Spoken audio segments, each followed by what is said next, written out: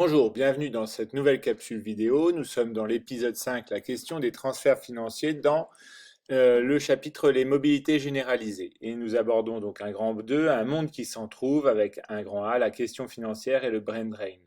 Petit 1, la question des transferts financiers. Qu'est-ce qu'un transfert financier?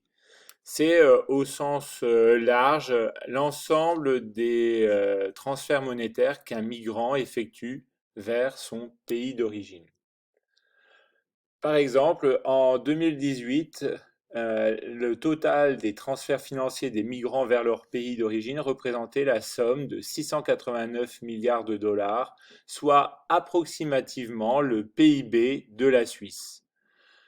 On dit en général qu'un migrant permet, par ses transferts financiers, de faire vivre une dizaine de personnes dans son pays d'origine.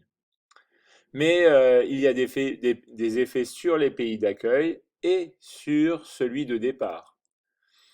Les pays dont la population reçoit le plus de transferts sont en valeur absolue d'abord l'Inde avec 75 milliards de dollars, la Chine avec 59 milliards, le Mexique 40 milliards, les Philippines 33 milliards de dollars et enfin la France en cinquième position avec 25 milliards de dollars.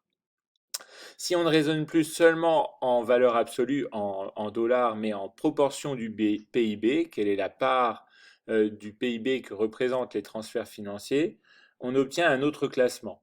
Là, le Honduras se place dans les 5 premiers et les transferts financiers représentent un cinquième de son PIB. Le Tadjikistan, les transferts représentent un quart de son PIB.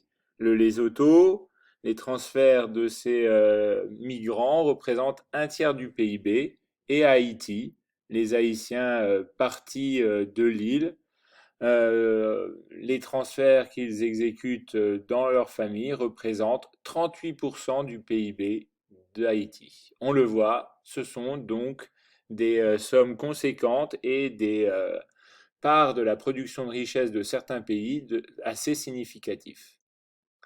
Petit 2, les transferts financiers favorisent-ils le développement des pays de départ? On peut prendre l'exemple du Mexique où les transferts financiers représentent le deuxième montant de devises, c'est-à-dire de monnaie étrangère, après le pétrole, mais avant le tourisme. Et au Salvador, si les montants financiers ne représentent que 5 milliards de dollars, ils représentent aussi 22% du PIB. Ce sont donc là aussi des valeurs relativement significatives. Mais il y a un effet diffus. En effet, c'est un ensemble de multitudes de petites transactions plus ou moins régulières qui sont exécutées.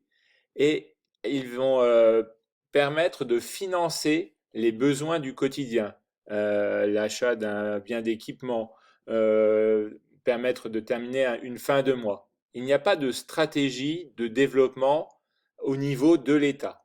Et donc, il va y avoir une réduction des effets de la pauvreté, mais pas de réduction de la pauvreté.